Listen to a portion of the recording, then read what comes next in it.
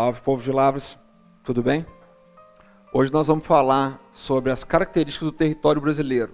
Professor Vladimir, Geografia, 7º ano. Dentro dessas características nós vamos enfocar no relevo, na hidrografia, nos climas, vegetação e impactos ambientais que permeiam o espaço geográfico.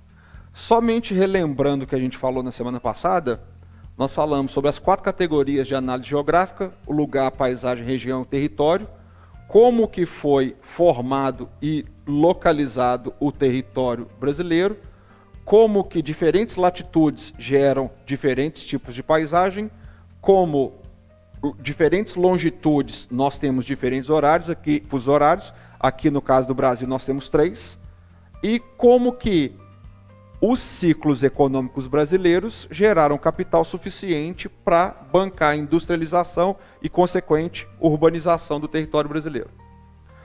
Hoje, brincando com vocês aqui, nós vamos falar sobre o Brasil, parte física, mediante alguns mapas.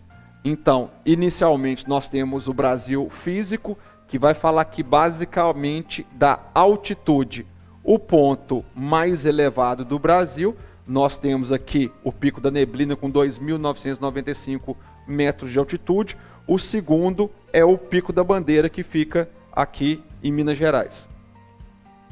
Já no caso de relevo, vamos lembrar que nós temos basicamente 3 formas de relevo. Basicamente, viu gente? Existem outros também. Mas nós temos os planaltos, as planícies e as depressões. No mapa aqui, planalto em laranja, que são as regiões de maior altitude, as planícies, que são intermediários entre os planaltos e as depressões que são basicamente os fundos de vale. Nós temos aqui, como eu gosto muito de usar, um mapa mental falando aí do relevo.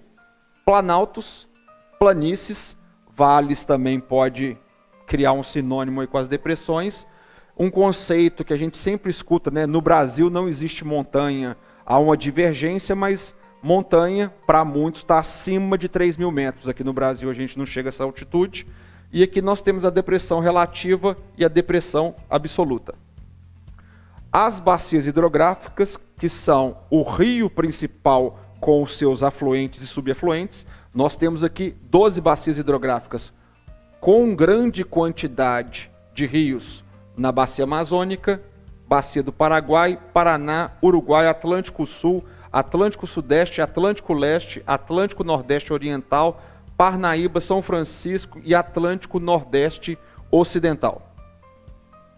Diferentes temperaturas, assim como diferentes tipos de relevo, vão gerar como consequência diferentes tipos de clima. Aonde mais chove tem maior umidade, equatorial, maior temperatura. Aqui basicamente o cerrado no tropical, o tropical semiárido aqui em uma porção do Nordeste, tropical litorâneo nós temos aqui basicamente onde estava a Mata Atlântica, tropical de altitude basicamente aqui em Minas Gerais, e o subtropical onde a gente tem as menores temperaturas do nosso Brasil. Como eu falei, diferentes relevos com diferentes temperaturas, diferentes climas vão gerar diferentes tipos de vegetação. Nós temos em verde aqui a floresta amazônica, que é uma vegetação ímpar aí, não somente para o Brasil, mas como para o mundo todo. Nós temos aqui a caatinga, que fica no agreste, como também no sertão nordestino. Nós temos Pinhais, Cerrado, Caatinga, Campos, o complexo do Pantanal e a vegetação litorânea, ou o remanescente dessa vegetação litorânea. Lembrando aí dos ciclos econômicos, né? Pau-brasil, cana-de-açúcar, mineração e café.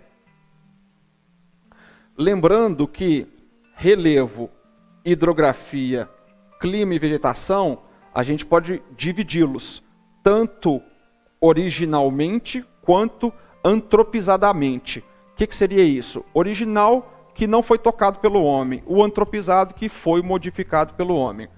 A nível de impacto, nós colocamos aqui impactos no relevo, um deslizamento, na hidrografia, uma enchente, nos climas, um furacão, dentro da vegetação, o próprio desmatamento.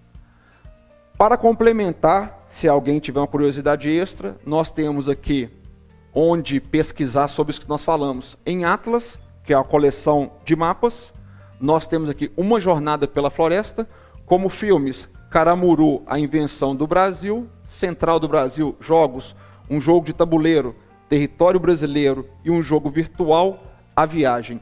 Aqui algumas referências de onde a gente montou esse material, de onde a gente pesquisou. Agradeço a todos e até a próxima aula.